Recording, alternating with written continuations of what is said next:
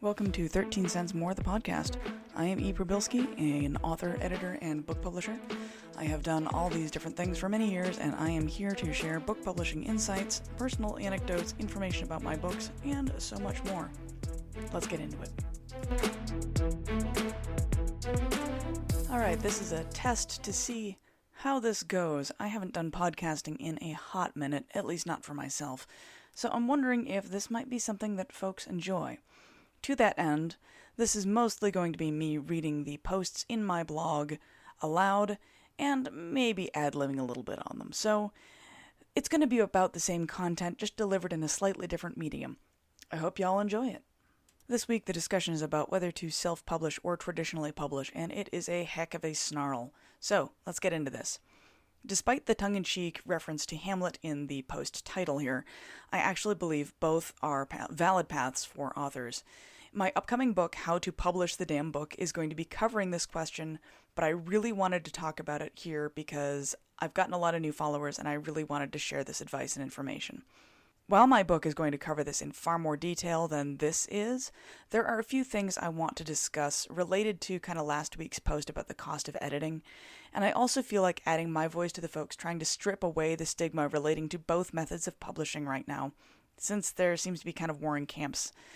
There are people who think self-publishers aren't actually publishing books and aren't legitimate, and there are people who think traditional authors are idiots and that they're sellouts and all kinds of other things. So I kind of wanted to erase that stigma and discuss it from purely a perspective of business decisions. Before we get too far, I'm going to say that I am both traditionally published and self-published. I have done both routes. I have done things for years under the Insomnia Publishing imprint, which was the traditional publishing company that I used to own.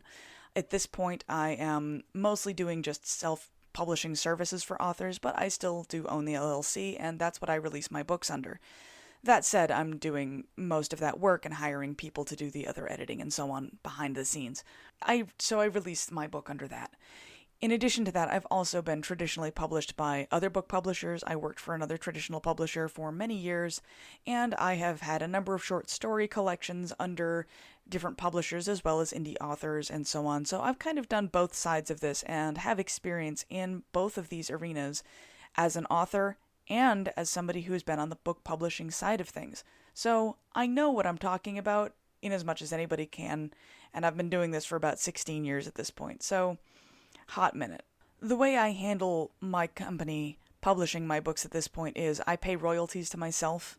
They are much higher than your average traditional publishing royalty, but I pay enough into the company because the company covers the expenses of publishing the book, and then I handle paying myself the profit, and voila, there we go. It's a common method used by indie publishers or indie authors. A lot of indie authors start LLCs here in the United States in order to have the protection of an LLC while they're publishing their books. So it's an important idea to wrap your head around and can be very useful, but it does also mean that I have done traditional publishing for other people as well and been traditionally published by other companies. So I'm not just speaking from somebody who's done this myself. So what is the real difference? The meat and potatoes of the difference between self-publishing and traditional publishing, the line is kind of drawn between these two concepts of finances and control. In traditional publishing, you're going to have a publisher paying the associated costs with publishing the book, and doing so correctly and well is not cheap.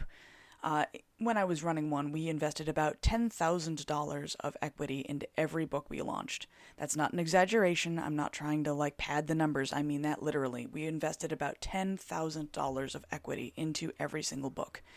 In exchange, authors receive a relatively small portion of the profits, and potentially in advance depending on the publisher. The reality is very few authors ever earn out their advance, by the way.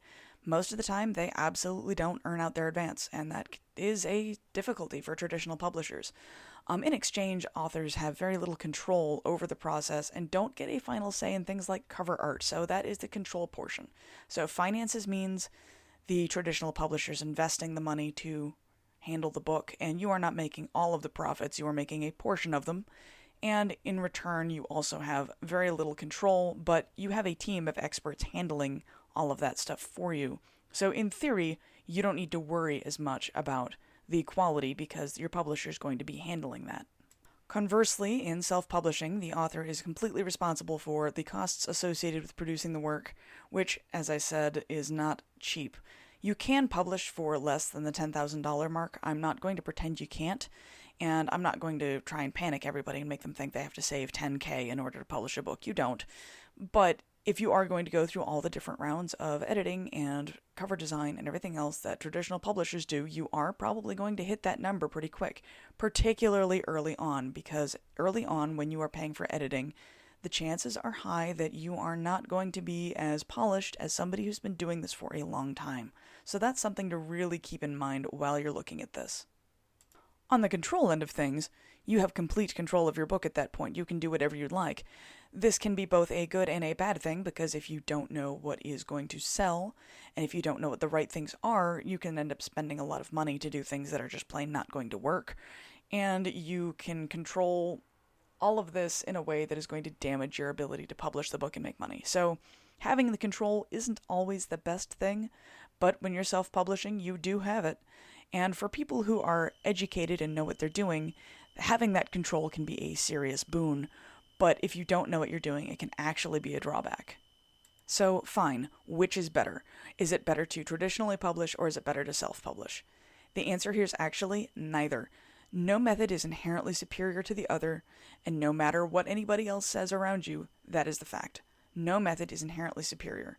There are authors who will benefit from self-publishing, who really can make it work, and then there are authors who self-publishing is just not going to work for you no matter what you do, because you don't have the business mind, or maybe you don't have the money to invest in it. That's a reality. If you don't have the money to invest in your book, you might want to look into traditional publishing, because that will mean your book gets all of the benefit of having those things done, and you don't have to pay it out of pocket, which for a lot of us these days is not a small expense. It can be a heavy thing. The thing is like we're talking costs of doing business here, right? The answer is obviously going to be somewhere between the two. You can also have people who go traditional and indie. I know people personally who have some books published by traditional publishers and some books published by themselves. That is a very real and valid and reasonable way to do things.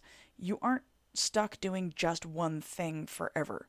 So keep that in mind when you're trying to make this decision. You can experiment with both sides of the fence.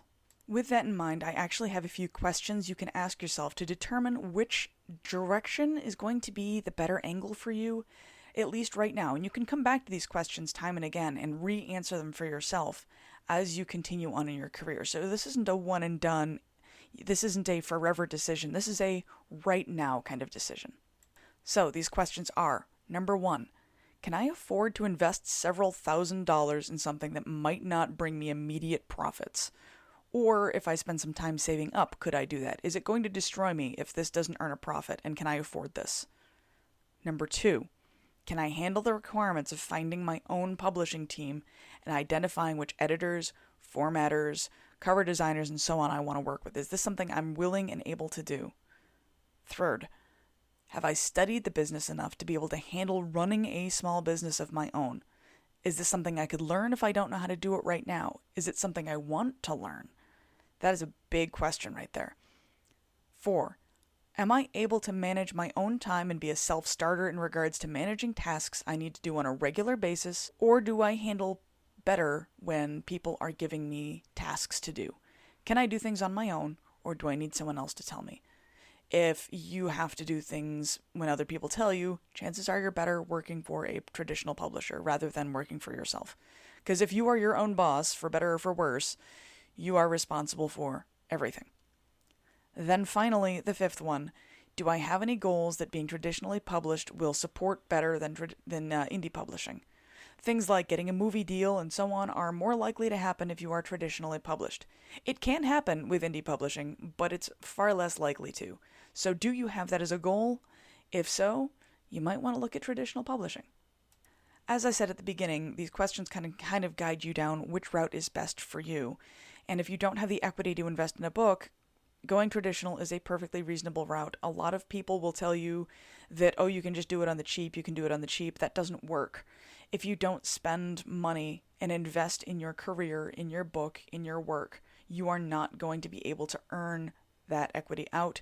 Book publishing isn't something you can just kind of do for funsies and walk away from and earn money. No matter what people say, there are a lot of folks who talk about it as passive income and all this stuff, and it isn't. Publishing books requires a lot of work, which kind of brings me to the next thing. You'll notice in that list of questions, I didn't mention marketing once. This is because marketing is inescapable. No matter which direction you go, whether you're traditional or indie, you are going to deal with marketing. You can't get away from it. There is, in writing communities, this very confusing to me myth that if you traditionally publish, that the traditional publisher is going to handle all of your marketing for you, and essentially all you have to do is hand them a manuscript, say thank you for publishing this, and walk away and rake in the money. And that isn't how it's working. That's never how it's worked. I've spoken to some of the authors who've been around for a very long time, some people at the top of the game like Raymond E. Feist. He actually told me a story of him going door to door with bookstores with a wagon behind him full of books he was trying to sell to them when he first started publishing, and this was in the 70s. This isn't recent. Traditional publishers have never done all of the marketing for the author, and that's never been a thing. I don't know where that idea came from. Authors are responsible for the success of their book in a large part because they have to sell it themselves. Now, publishers do provide support for advertising. Advertising and marketing are not the same thing.